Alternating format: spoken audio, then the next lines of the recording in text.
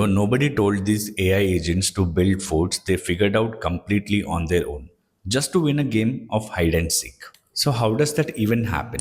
That's reinforcement learning, and it's totally different way of learning from the last two episodes that we have seen.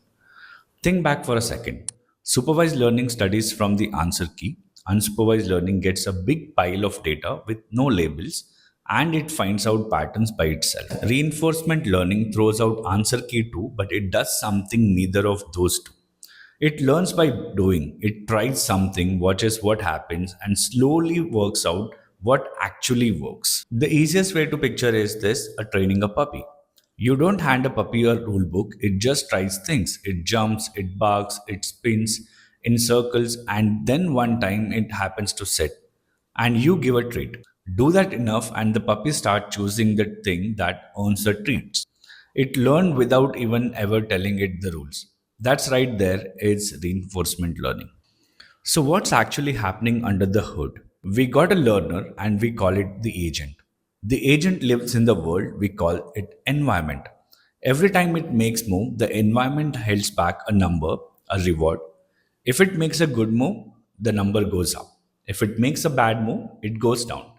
And the only thing the agent is ever chasing is more of that reward. The strategy is to slowly build for choosing its move that called the policy. And the algorithms behind this are Q learning and deep Q networks. All they really do is tweak that policy a little after every single try. So now go back to those hide and seek agents. Nobody told them to build forts. Nobody told them to block the ramps. The reward just said hide better.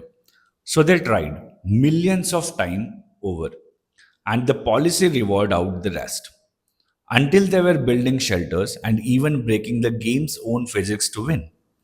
And that the same idea taught AlphaGo to beat Lee Sedol, one of the greatest Go players alive. So if you strip it all way down, three things make it work.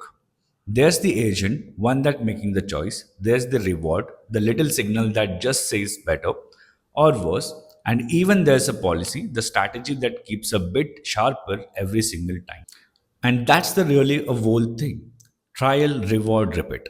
No answer key, just consequences.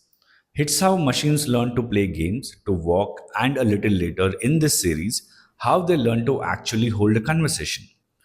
Tomorrow we get to get that question always comes right after you train a model.